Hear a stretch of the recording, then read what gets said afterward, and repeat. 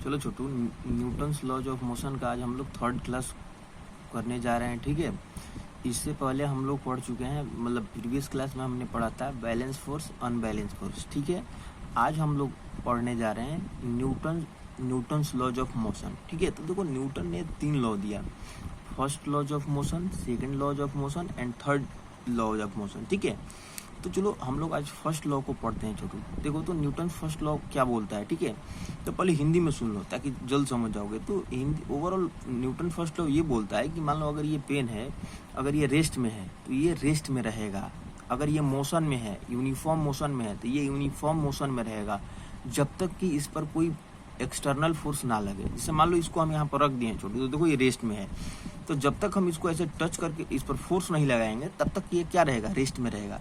मान लो कि ये मूव कर रहा है यूनिफॉर्म मोशन। मान लो कि तुम बॉल क्रिकेट खेलते हो तो एक चीज देखते हो, क्रिकेट खेलते हो तो बॉल को तुमने मारा, हिट किया बैट से। ठीक है, तो आप जब भी हिट करते हो तो देखते हो बॉल कुछ दूर मतलब ऐसे मतलब ग्राउंड पे जाता है, देन फाइनली अगर किसी चीज में स्ट्राइक करता है तो रुक जाता है, या ऑटोमेटिक कुछ देर के बाद रुक जाता है। तो ऐसा क्यों होता है? तो ऐसा इसलिए होता है छोटू कि बॉल और ग्राउंड के बीच में क्या वर्क करता है, फ्रिक्शन वर्क करता है। ठीक है, ड्यू टू फ्रिक्शन बॉल क्या होता है, ऑटोमेटिक भी अगर आप नहीं भी रोकते हो तो कुछ दूर जाने के बाद रुक जाता है। ठीक है, तो ओवरऑल जो फर्स्ट लॉ बोलता है न्यूटन का, तो ओवरऑल ये बोलता है छोटू कि कोई भी ऑब्जेक्ट अगर वो रेस्ट में है या मोशन में है तो वो अपने स्टेट को कंटिन्यू रखेगा जब तक कि आप बाहर से उस पर फोर्स ना लगाओ। ठीक है, अब चलो इसको अंग्रेजी में देखते हैं क्या कैसे लिखोगे।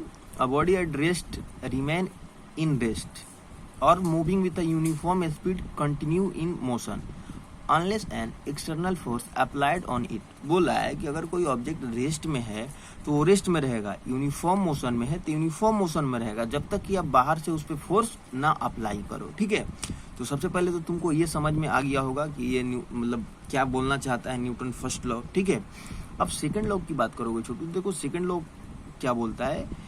अब सॉरी, इसमें एक और टॉपिक है इनर्शिया। ठीक है, तो चलो इनर्शिया के बारे में भी देख लेते हैं। ठीक है, तो अब देखो inertia is the property of a body due to which it opposes the change in its state of rest और मोशन। ठीक है, अब देखो ओवरऑल क्या होता है, न्यूटन फर्स्ट लॉ को लॉ ऑफ इनर्शिया भी बोला जाता है। ठीक है, तो ये भी याद रखना कि न्यूटन फर्स्ट लॉ को लॉ ऑफ इनर्शिया भी आप बोल सकते हो। ठीक है, इनर्शिया जो होता है वो बॉडी का वह प्रॉपर्टी होता है जिसके चलते वो अपने स्टेट में चेंजिंग का क्या करता है, अपोज करता है। ठीक है, तो इनर्शिया किसी भी बॉडी का वह प्रॉपर्टी है जिसके थ्रू कोई भी बॉडी अपने स्टेट में चेंजिंग का क्या करता है, अपोज करता है। ठीक है, तो ये हो गया तुम्हारा इनर्शिया। अब देखो जो तुम्हारा इनर्शिया होता है डायरेक्टली प्रोपोर्शनल टू मास होता है। मान लो कि एक 10 केजी का ऑब्जेक्ट है, एक 5 केजी का ऑब्जेक्ट है, दोनों को मूव कराना है, तो किसको मूव कराने में तुमको ज्यादा फोर्स लगाना पड़ेगा?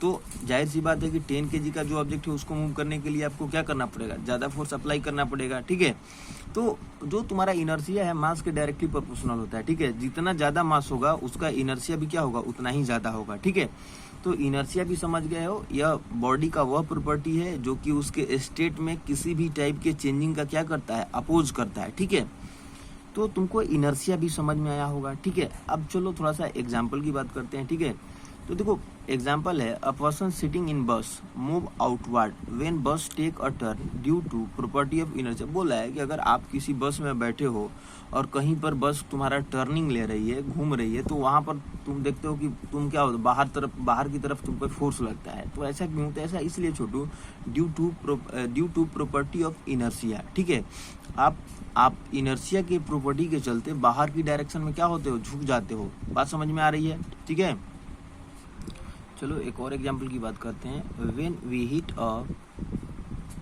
Carpet it loses the dust particle which are stick to it. बोला है किसी कारपेट को आप किसी डंडे से पीटते हो तो जो भी उनके डस्ट पार्टिकल्स होते हैं वो लूज मतलब गिर जाते हैं। ऐसा क्यों? तो ऐसा इसलिए छोटू कि जो भी डस्ट पार्टिकल होते हैं वो कारपेट के साथ रेस्ट में होते हैं। ठीक है, लेकिन जैसे ही आप स्टिक से कारपेट को पीटते हो तो ओवरऑल क्या होता है, वो रेस्ट में है, तो due to property of inertia वो रेस्ट में रहना चाहते हैं। लेकिन जैसे ही आप हिट करते हो तो इनर्शिया प्रॉपर्टी के चलते वो रेस्ट में है तो रेस्ट में रहना चाहते हैं, तो वो क्या करते हैं, लूज कर देते हैं। ठीक है, जैसे मान लो इसकी बात करोगे, जैसे मान लो यहाँ पर कोई चीज स्टिक है, ऐसे हमने पीटा, तो जो रेस्ट में है तो वो रेस्ट में रहना चाहेगा due to property of inertia. लेकिन जैसे आप स्टिक करोगे तो ये नीचे जाएगा और वो चाह रहा है रेस्ट में रहने के लिए, तो ओवरऑल क्या होगा, कॉन्टेक्ट क्लीव होगा जिसके चलते वो क्या होगा, फॉल कर जाएगा। ठीक है, तो ये भी एग्जांपल है किसका, न्यूटन फर्स्ट लॉ का है। थर्ड, एक और एग्जांपल की बात करोगे तो जो आप डेली लाइफ में देखते हो कि मान लो किसी कार में आप बैठे हो, वो सडन चलना स्टार्ट किया, ठीक है, तो आप क्या होता है पीछे की डायरेक्शन में मतलब ये होता है, मतलब क्या होता है, झुक जाते हो। अब ऐसा क्यों? ऐसा इसलिए छोटू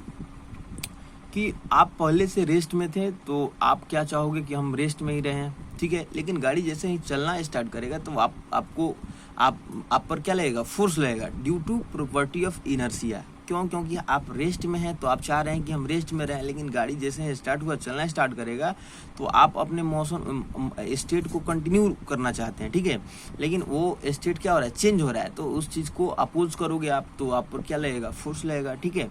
तो ये न्यूटन्स लॉ था, ठीक है, फर्स्ट लॉ था, ठीक है। अब सेकेंड लॉ पढ़ने से पहले हम लोग कुछ क्या करेंगे, कुछ पढ़ना पड़ेगा तुमको पहले, जैसे मोमेंटम हो गया।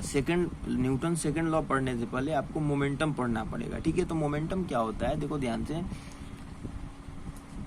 It is product of mass and velocity of a body. जो तुम्हारा मोमेंटम होता है ये मास और वेलोसिटी का प्रोडक्ट होता है, पहली बात, ठीक है। तो मोमेंटम को आप पी से डिनोट करते हो, ठीक है, पी बराबर होता है एम इंटू वी।